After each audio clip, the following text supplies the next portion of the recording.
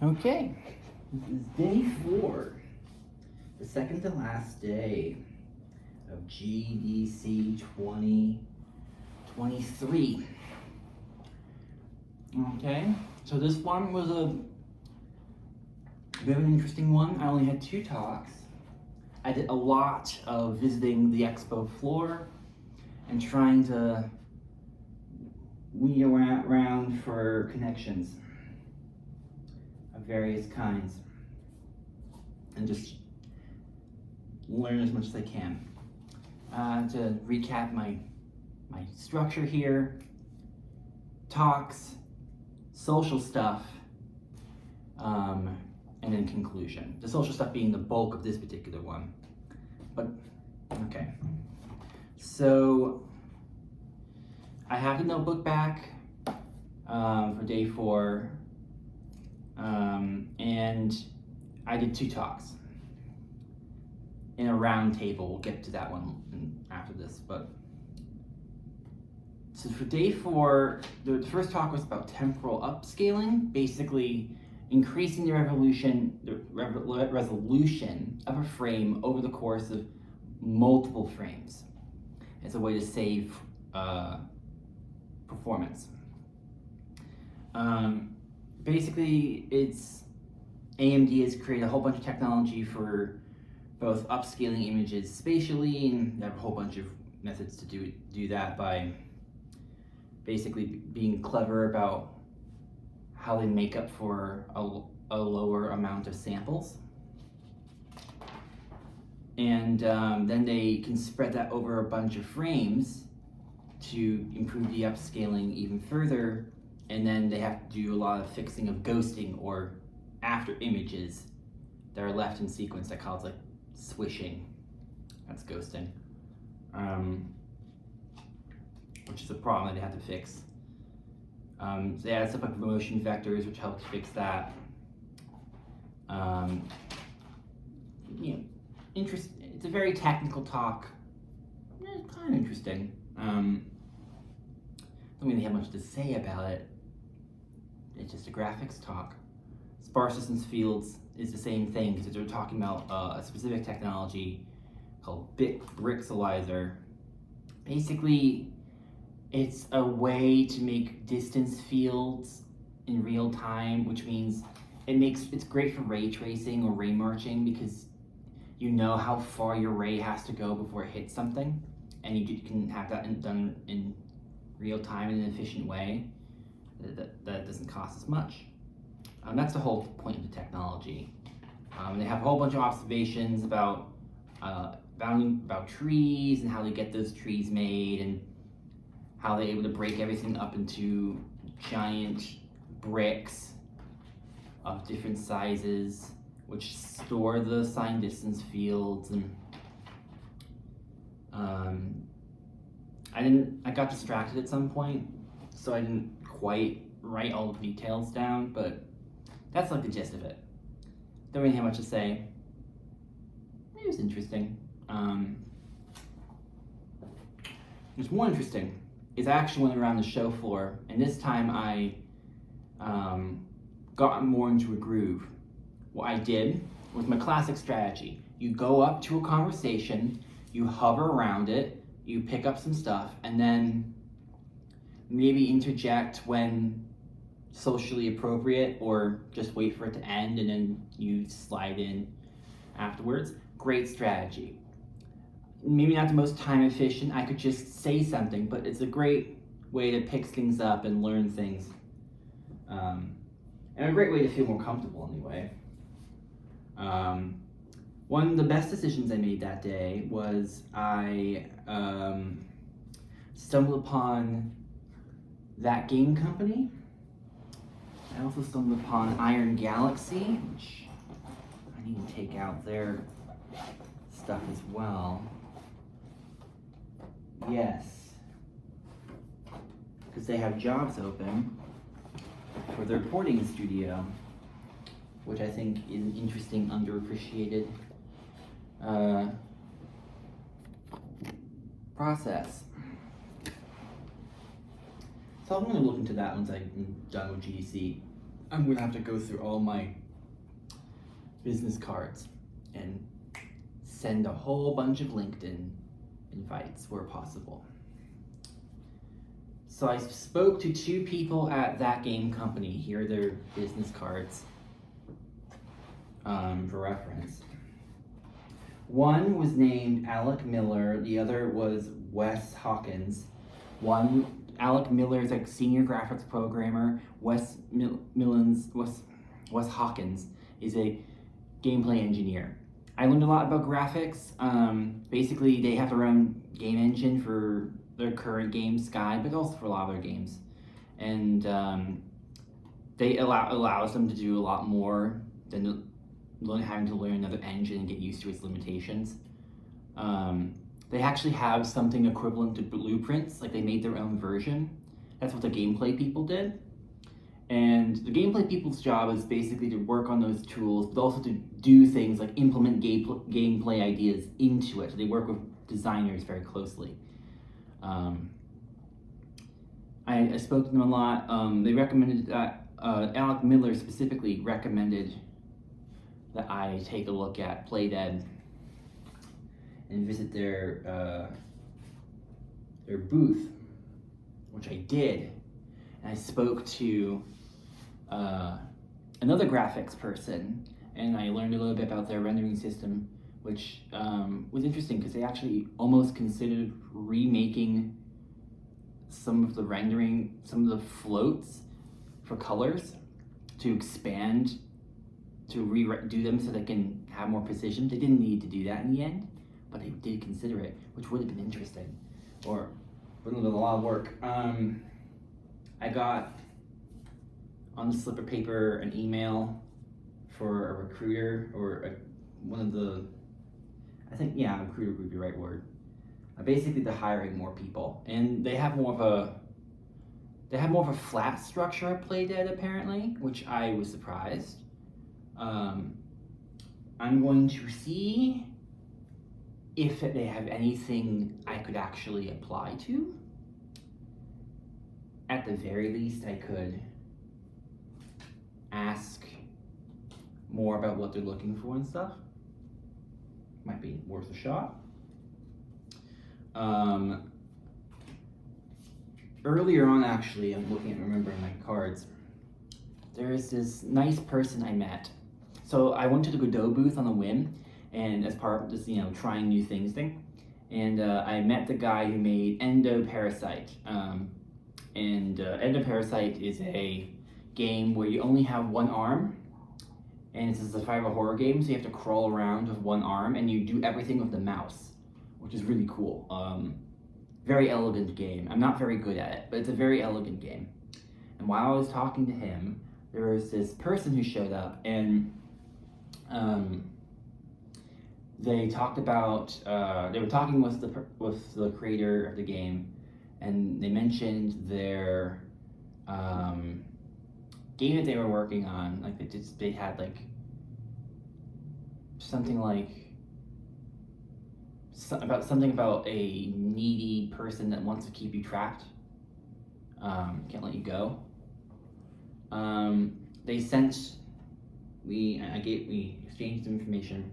I'm interested in their game. It's gonna release soon. They have a really nice little website where you can send contact info. This is their business card. I think it's a very simple but cute one. I'm gonna put that onto the pile, which is spread out across the countertop. You can't see. I'll put the two there as well, and the contact info. Anyway, one of the things I did was I went to the Sony booth. I noticed there was a talent acquisition thing. I went in line, and I admit what I probably should have done was just like look at the job postings and then form a more coherent question. But I tried to have a little conversation to learn more. I took a picture, I think, of some of the. They have like a general job posting thing where you can just send your resume and they'll see if there's anything they might be interested in having you do. So I'm going to fill that out sooner rather than later. But while that was happening afterwards, a whole bunch of Insomniac guys just started showing up by the Sony booth of various different fields. We got the lead engine programmer, we got the programmer, we got 2 producers, one a higher level producer. They're not called producers, they don't have producers, they have project managers, but they're producers. One's a lead, I mean, they basically are producers. One's a higher level producer, one's an associate, and they're just talking. There's this nice lady who he was talking to, who was also a producer, and then another guy showed up who was also becoming a producer, and they were talking. They were talking about building your career and, you know, how do you get in, how you start, that kind of stuff. It was cool to see. I was happy for him. There's this person who showed up with like a comic they found that they wanted to get signed by the devs. Good for him. But I was listening into all of this because, you know, I was genuinely interested, and I also wanted to try to get all of their information, if possible, at least. And I did talk to 2 people directly.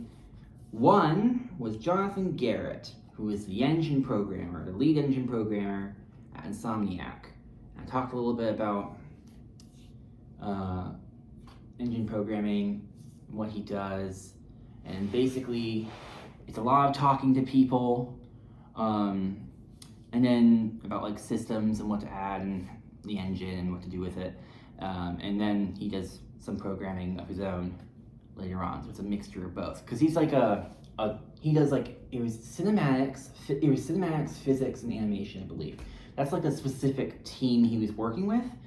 So some people just manage. There are some leads that mainly are more traditional leads and that they just manage, but he's like a more on the ground kind of lead. So he had to do programming too. Had to is this weird word, but he did programming too. I got his card right here. Apparently it's an older one because it has the older logo, which I didn't even register that they changed it. I'm just so used to the older logo because I played the older Ratchet and Clank games when I was younger. But this was cool. I met a graphics programmer whose name is escaping me. I wish I was better with names. I got his LinkedIn information, which was great. And he's a technical artist. He told me more about, he recommended actually, I'm going to give this advice here.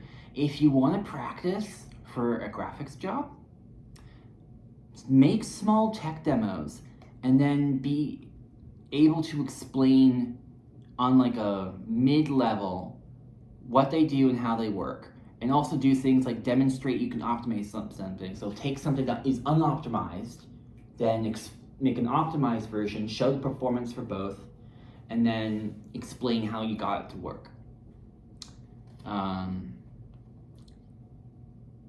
And that actually gives me like, oh yeah, that's some like great things I could do. So I'm gonna try to do that in the future. Try that exact thing. I'm working on a Ray Marcher, or I was, I need to continue it when I get back. It's very slow going, but once I get it off the ground, like the basics, I can start playing around with things like instanced rendering and other technical conceits I haven't tried yet. That's if I actually get it to work anytime soon at all, because I'm still not even at the point where I've tested it, or I can even test it. So I think it's gonna be a long time going before I get that off the ground. I wish I remembered their names, but they were cool. See, I went to a educators roundtable, like halfway through it.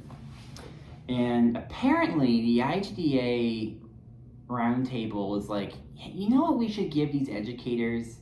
You know what they really want? A corporobabble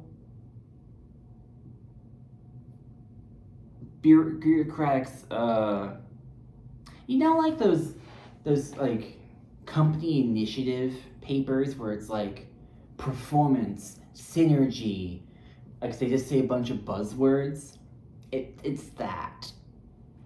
It's that. It was meant to demonstrate this is what a standardized curriculum really could look like, but it's so broad and vague that it doesn't help at all. And everyone was like mixtures, like all the teachers who were presented this, all in different ways, different levels of diplomatic, tore into it to shreds. None of them were huge fans of it. And watching that happen was fun. And there was a bit of a thrill for me. But it was actually really interesting because I was hearing all these educators who are working in game education, like very game design education. And they're talking about like what they actually deal with and what they would actually want from a curriculum and what they're trying to do and the daily lives. And it's been a while since I've been in school, so it was kind of a blast past and fun for me because it reminds me of DJ and Bo and the conversations they would have sometimes about and the conversations they have now about their fights with the curriculum and the administration. And through that, I met these guys who were going to an escape room, and then I went with them. And one of them's a teacher in Florida, a game design teacher in Florida. The other one's a programmer, designer, and also a teacher, I believe. And then the other guy was a designer with some programming who is, I think, just graduated. He recently graduated. He works on D&D stuff in his spare time, for example. So they're all coming at it from a design perspective. I'm like the more of the programmer. I'm interested in design on some level, but I don't seek it out as much as the other more design-focused people would. And I went to this escape room with them, and I had a great time. It was fucking incredible. It was a really good escape room about ghosts and helping a ghost move on. So go to escape rooms. Escape rooms are cool.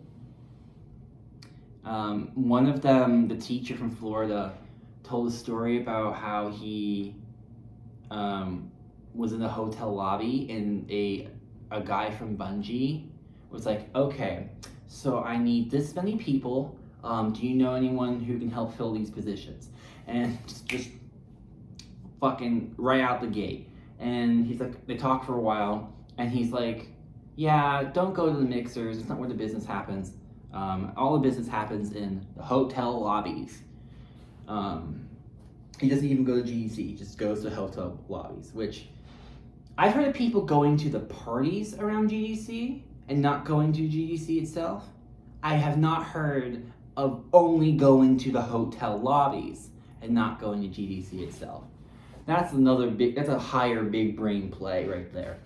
And then he talked with him, and it reminded him of his own story about a time that he had to get an editor, a writer on the sheet really quickly, and so he just went to a bar, walked up to someone who he thought was a writer, and like started asking him if he'd be interested in this job, and it worked out, and he now is a career veteran, the guy he hired, which is cool.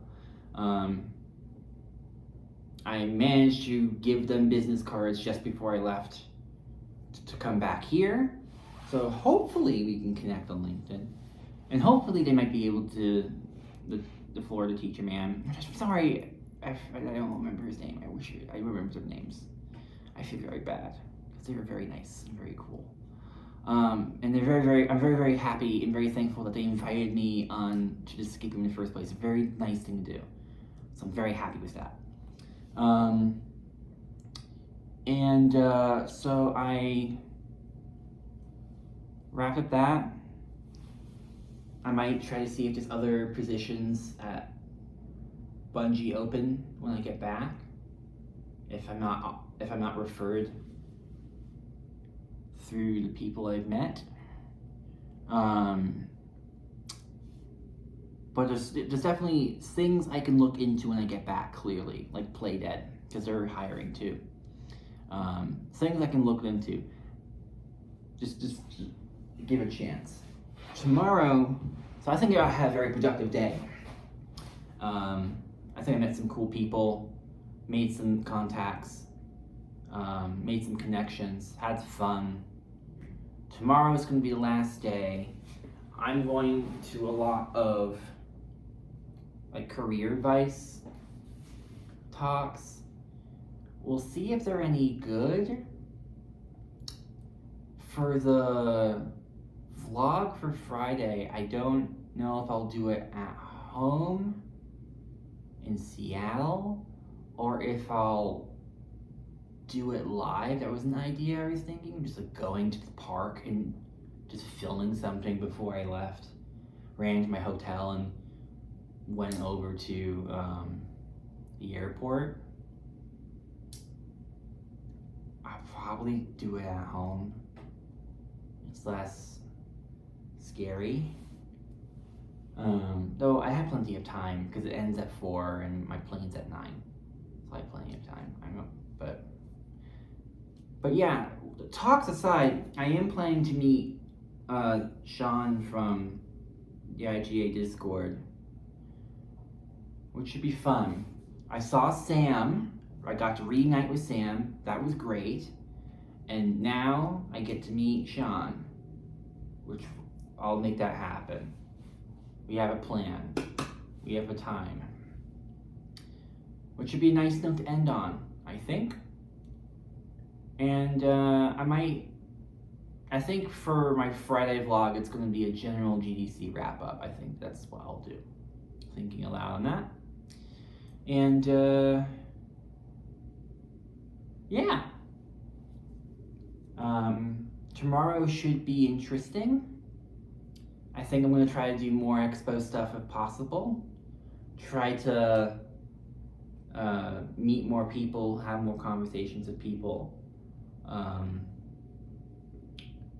Try to find some indie stuff that I haven't bothered, looking into and getting their thoughts, getting their opinions. Seeing if they're interested in anything. I don't know.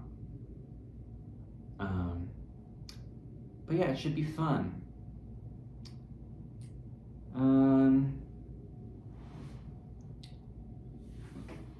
Anyway, I should be getting to bed. It's pretty late, and I'm also quite hungry. I know it's a bad combo. I haven't eaten dinner. I want to eat, go to bed, and then wake up and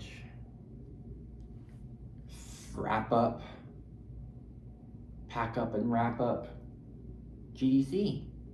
So I will see you folks tomorrow. Goodbye and good night.